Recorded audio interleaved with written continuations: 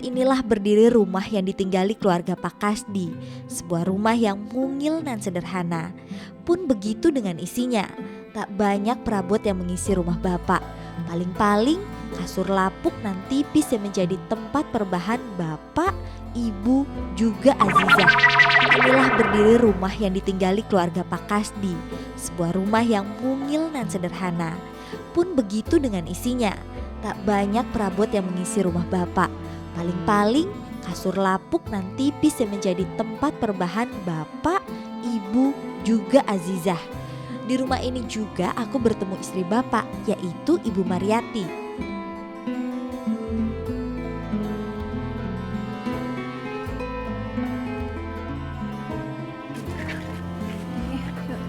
Kita mau kemana nih Bu? Mau ke pabrik tahu. Pabrik tahu. Iya. Ke Katanya Meneng mau bantu ibu Oh iya boleh. bikin tahu. Hmm. Tapi seharusnya Neng pakai itu Apa? sepatu bot. Sepatu Bu saya nggak Iya. punya tuh Bu, nggak bawa. Nanti pinjem teman. Boleh ya Bu ya. Pabriknya sebelah mana? Sana. Di sana. Oh iya guys. Ibu adalah seorang buruh pembuat tahu. Ia bekerja di pabrik tahu tradisional milik tetangga desa. Aku sih belum pernah berkunjung ke pabrik tahu, apalagi ikut bikin. Makanya aku nggak tahu peralatan apa yang mesti kupakai. Ibu itu kalau setiap kerja selalu pakai sepatu boot dan pakai kaos kaki. Ya tujuannya itu supaya nggak panas kayak gitu. Cuman kasihannya itu ibu kaos kakinya tuh udah rusak dan ibu tuh nggak punya sepatu boot sendiri. Ini pun ibu dikasih pinjam sama yang punya pabriknya. Di pabrik ini ibu memegang bagian pembungkusan tahu.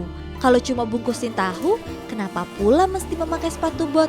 Rupanya ini alasannya. Sepatu bot dipakai untuk menghindari percikan panas saat bubur tahu dituang ke nampan. Air rebusannya itu panas ternyata. Jadinya keciprat-ciprat ke kaki yang nggak kena sepatu boot, jadinya panasnya kayak gitu. Setelah kuperhatikan, pekerjaan ibu ini nggak semudah yang dilihat. Bu ajarin dong Bu, kayak gimana bikin tahu? Ini Iya. diisi penuh. Isi penuh segini. Iya. Kenapa penuh nggak separuh gitu? Ini enggak, ini tahunya besar. Besar. Oh, ada tahu besar, ada tahu kecil. Iya. Ada tanggung. Nah, ini dulu. Ini dulu. Iya. Ini. Uh-huh. Lihat saja, menuan-nuankan bubur tahu ke dalam kain harus sesuai takaran. Gak boleh kurang, apalagi kebanyakan.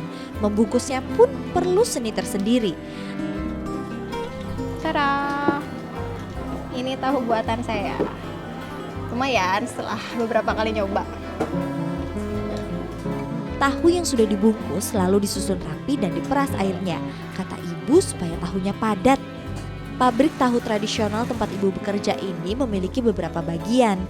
Ada yang bertugas menggiling kedelai, ada juga yang merebusnya hingga menjadi bubur tahu. Yang lainnya memeras sari tahu tersebut. Terakhir bagian ibu, pembungkusan tahu.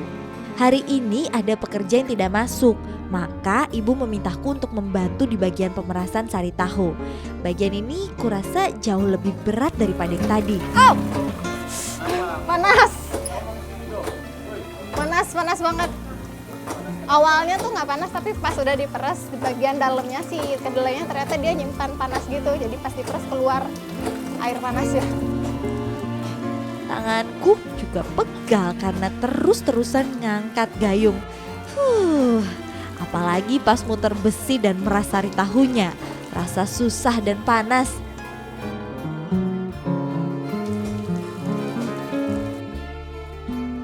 Meski luar biasa capek, aku puas dengan kerjaanku. Ibu pasti bangga sama aku.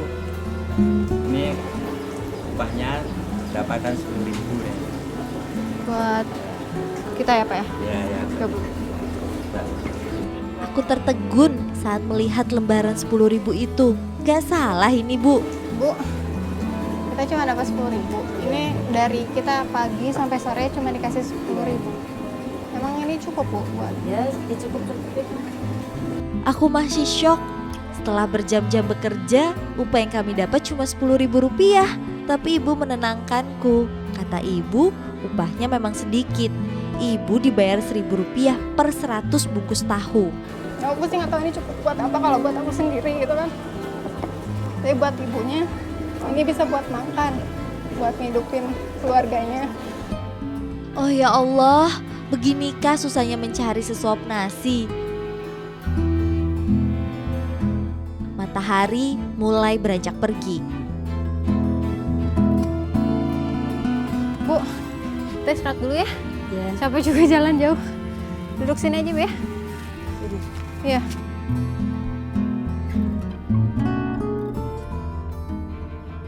Ibunya udah lama tinggal di sini. Ibunya ini lahirnya di sini. Oh, asli orang Asli sini. orang sini. Ibu juga berarti bangun rumah di sini, Nggak punya rumah. nggak punya rumah. Nggak punya. Bayang itu ibu tinggalin? Numpang dari saudara. Mau Numpang. diambil katanya. Nah ibu mau bupati di mana? Nggak punya uang, nggak punya apa. Disuruh pergi gitu. Aku baru tahu kalau rumah yang ibu tinggali adalah milik saudaranya. Dan kini ibu bingung karena mereka minta rumah itu dijual. Padahal rumah itu menyimpan kenangan ibu, bapak, dan ke-6 anaknya. Meski sekarang anak-anak ibu sudah pindah, 3 anak lelaki ibu yang merantau bahkan belum pernah menengok ibu sejak pergi 4 tahun yang lalu. Bu kalau misalnya ketemu sama anak-anak ibu, ibu pinginnya ngapain? Maksud Mbak, Kalau misalnya anak ibu ada sekarang di sini, ibu pingin ngapain sama anak ibu?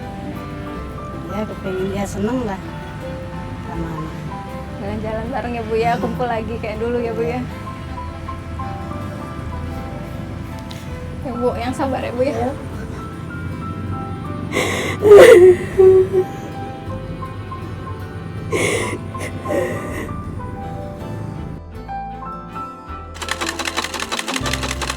Ibu adalah sosok yang menginspirasiku. Di usia 58 tahun ini, ibu masih tekun bekerja, sekecil apapun upahnya. Ibu terima jahitan juga? Ya, Oh, ibu bisa bikin baju kayak gitu Bu? nggak bisa. Nggak bisa.